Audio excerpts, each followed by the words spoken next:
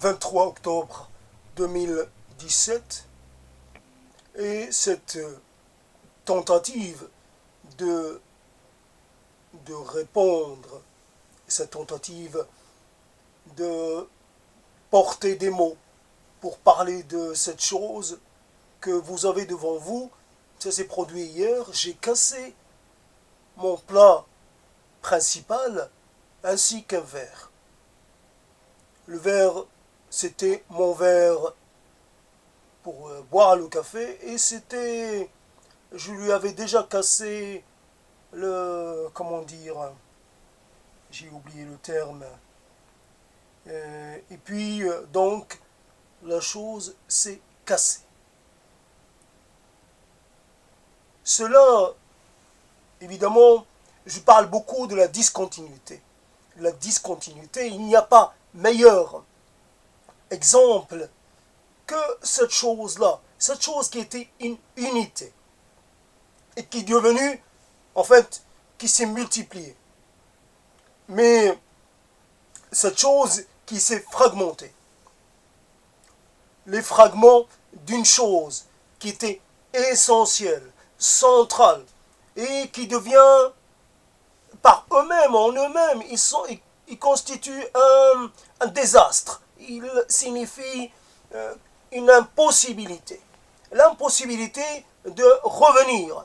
Il y a des stades pour la matière qui était dissociée et qui s'est associée pendant un certain temps dans cette forme, dans ces formes, et qui est maintenant revenue à une autre configuration, mais qui est, voilà. Donc finalement, il s'agit d'ustensiles.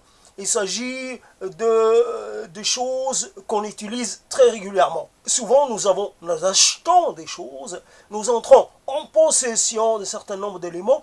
Nous savons à quel moment nous sommes entrés en possession et à quel moment nous avons commencé à les utiliser, mais nous ne savons jamais quand nous allons cesser de les utiliser, soit parce qu'ils ont cessé d'être utiles, soit parce qu'ils sont devenus inutilisables, etc., etc.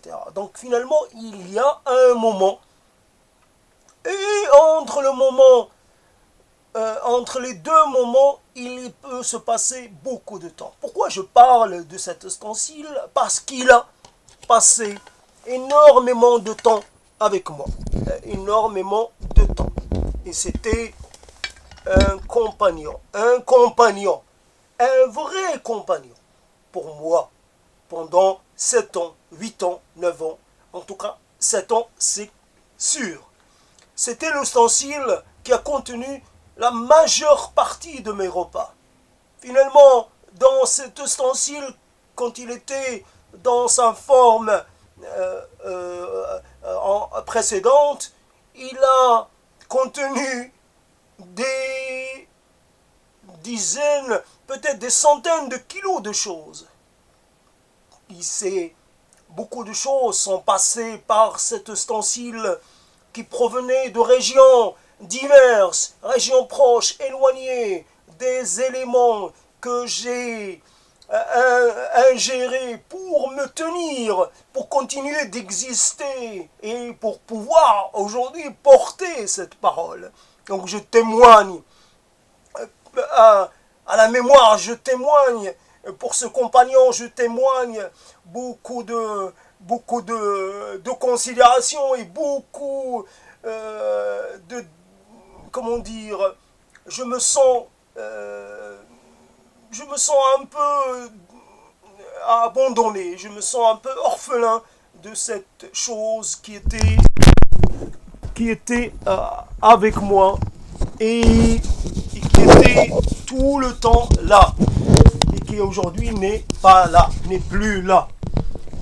Fondamentalement, ces choses qui sont transitoires par définition, par essence, sauf quand nous trouvons de la vaisselle qui a survécu au temps, la vaisselle qui a des centaines, voire des milliers d'années.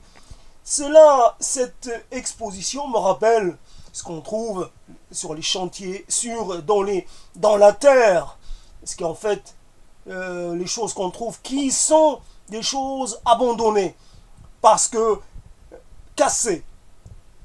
Souvent, l'histoire est bâtie sur les fragments.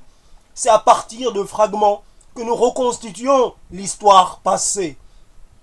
Encore plus quand elle est très éloignée. Souvent, les gens n'abandonnaient pas les éléments qui étaient encore en état d'être en état de servir. Ils abandonnaient les lampes à huile qui étaient cassées, les vases qui étaient cassés ou les vases qui n'étaient pas réussis, etc., etc. Nous trouvons des fragments et nous les assemblons autant que possible. Nous mettons un peu, nous trichons un peu parce que certains éléments de ces ustensiles ou de ces éléments de décor manquent et alors nous les remplaçons. Aujourd'hui, sûrement, à cet ustensile, il manque quelques fragments et je ne vais pas me mettre à le reconstituer, je ne vais pas me mettre à lui redonner sa forme première, je vais l'abandonner. C'est une métaphore qui, sur les choses et le temps et la transformation et le changement et la rupture et donc la discontinuité et souvent nous aimons être rappelés à cette loi fondamentale qui est la loi du changement. C'est parce qu'il y a des choses et parce qu'elles sont devenues pérennes que nous avons le sentiment d'une certaine stabilité, d'une certaine continuité. Nous pensons être assurés de trouver les choses que nous avons posées là où nous les avons posées, comme on les a laissées. Nous pensons quelque part que les choses vont pouvoir être là presque indéfiniment. Et pourtant, ces choses-là ne le sont en aucune manière. Souvent, c'est nous qui passons avant les choses. Et c'est d'autres êtres qui entrent en possession de ces choses. Peut-être pour les utiliser différemment, peut-être pour les casser juste au moment où ils les ont obtenus. À un moment donné, nous gardons précieusement certaines choses, nous veillons sur elles pour les léguer à d'autres et à leur tour, ils les conservent et pour que les autres générations puissent les utiliser ou les admirer, etc. Nous avons, peu importe, sûrement, il y a là, ce n'est pas une œuvre d'art, mais c'est une œuvre unique. Cette chose-là est unique parce qu'elle s'est cassée selon d'une certaine façon.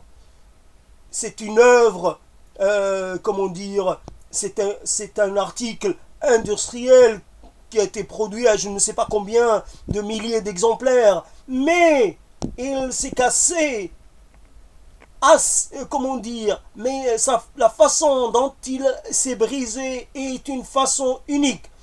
Je parle plus aussi pour le mug. Là, c'est selon, parce que sa chute, ce qui a causé sa destruction, est donc en rapport avec la hauteur de laquelle il a chuté et en rapport avec le sol qu'il a réceptionné. Donc les lignes de fracture seront toujours différentes. Non pas parce que la matière a des faiblesses, parce que la matière qui constitue l'objet avait des faiblesses et donc obligatoirement les cassures seront toujours les mêmes. Non, c'est selon l'angle de la chute, selon le sol qui a, et selon la rencontre, la force de la rencontre avec le sol. Et donc c'est là une œuvre unique. On va le supposer. Peut-être qu'elle n'est pas si unique que ça, mais elle est unique. Et donc c'est pour témoigner de cette unicité, de cette spécificité de la chose. Donc ces éléments valent aussi bien qu'une œuvre d'art ou une autre œuvre qui voudrait exprimer une certaine singularité, une certaine vision, une certaine disposition des éléments. À un moment donné, L'œuvre d'art, c'est un travail d'interprétation du monde, l'expression d'une vision, l'expression d'une réalité, comment dire, une réalité spécifique, là, d'une réalité particulière. Là, il s'agit réellement d'une réalité qui ne peut pas être confondue avec une autre. Donc voilà, donc il y a là le témoignage vivant d'une réalité unique. Cela s'est produit à un moment unique. Et cela a symbolisé pour moi, et quelque part, il y a comme les adieux. Je fais mes adieux à quelque chose qui est un compagnon. Et là, je ne peux pas arrêter sans avoir parlé de tous ces gens qui mangent seuls, qui ne partagent jamais. Là, il y avait le témoignage d'une certaine, comment dire, individualité qui n'a pas d'intérêt. Je mangeais seul dans un plat qui était réservé au groupe. C'était un saladier et non pas un plat. J'utilisais le saladier comme un plat. Le saladier, c'est ce qui permet de mettre des choses à la disposition d'un groupe. Or, en ce jour, en ces temps, nous sommes nombreux à nous retrouver seuls, à manger, à consommer.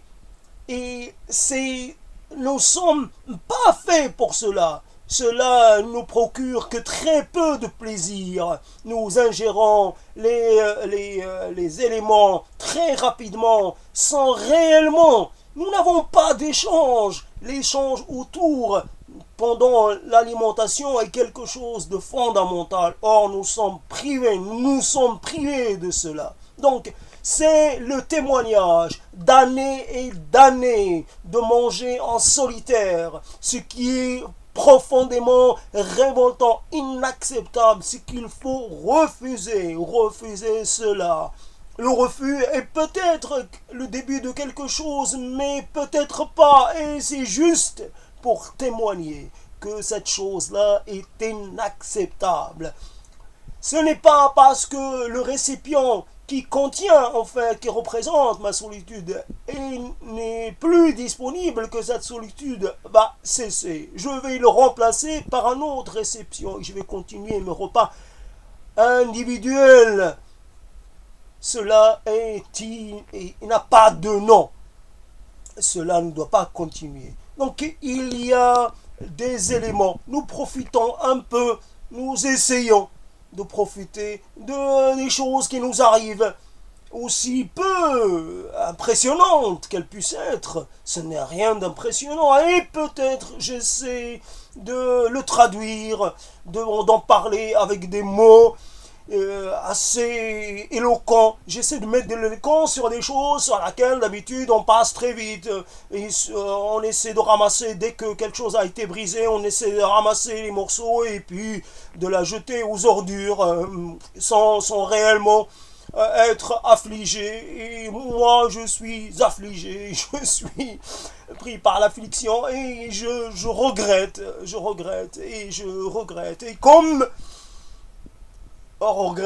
tant de choses que j'ai brisées de façon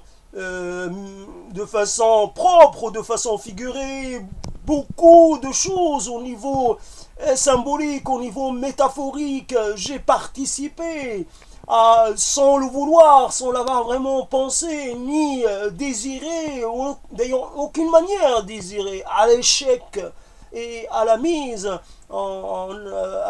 en échec d'un certain nombre d'avenirs qui auraient été pour moi des avenirs intéressants, des avenirs prometteurs, des avenirs ouverts. Là, je suis dans la fermeture. Cette chose-là, quand quelque part mon corps va être lui aussi brisé, va être dissocié en éléments, ce qui était en fait constitué une unité, va évidemment se transformer en éléments épars. Mes constituants vont devenir des éléments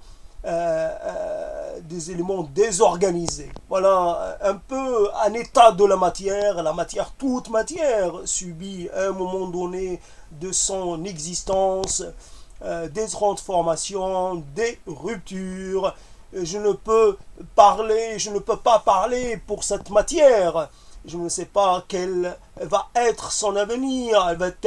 Va-t-elle s'agglomérer à une autre matière dans les fours incandescents des incinérateurs à ordures? Va-t-elle s'agglomérer, je ne sais pas, pendant un certain temps, puis parce que elle est comment dire, d'une chimie particulière, elle est dotée de qualités propres, elle va survivre et peut-être dans quelques temps éloigné ou proche, elle va s'intégrer à une autre matière pour donner naissance à d'autres formes qui vont convenir à d'autres êtres humains. C'est en quelque sorte cette rupture, cet accident permet à la matière de cesser d'être prisonnière à un moment donné d'une forme et d'être un peu en capacité d'entamer un nouveau cycle. Voilà un peu les choses qu'on peut dire sur cette histoire-là. On peut encore dire plein de choses. Le regret. On a les petits regrets, on a aussi les grands et moyens regrets. Là, il s'agit de regrets moyens, même un peu.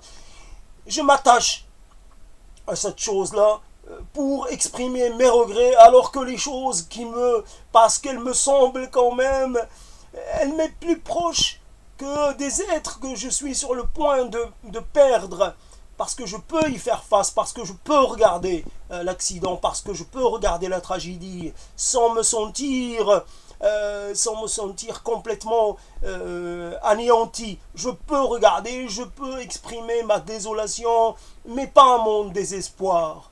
Je peux avoir une certaine retenue dans l'expression de ma tristesse, alors qu'il y a des choses qui m'attendent, qui, elles, je ne pourrai jamais les regarder en face, jamais tenir des discours sur elles. Autrement, ça serait des discours totalement d'une autre nature, d'une autre teneur. Voilà un peu ces choses-là qu'on peut dire. Et bon voyage à toi, matière et matière qui qui a à un moment donné peut-être désiré, et c'est un désir inconscient de la matière, de finir, de servir dans cette forme, et qu'elle a envie peut-être de se prêter à un autre destin, de s'offrir un autre qu'elle en a marre de moi, voilà quelque chose, j'en ai marre de toi, j'en ai marre de manger, d'être à ta disposition, je me libère, quitte de mes chaînes, quitte à ce que j'y perde de ma consistance, je me libère de toi, la matière s'est libérée de moi, je dis adieu à Satané au plus d'un compagnonnage, et d'une certaine façon cela participe à toutes ces choses auxquelles on fait nos adieux en permanence, on fait nos adieux, des adieux à tous les jours, qu'on laisse passer, à tous les gens qu'on laisse partir, et à toutes ces choses dont nous sommes obligés de nous défaire. Voilà.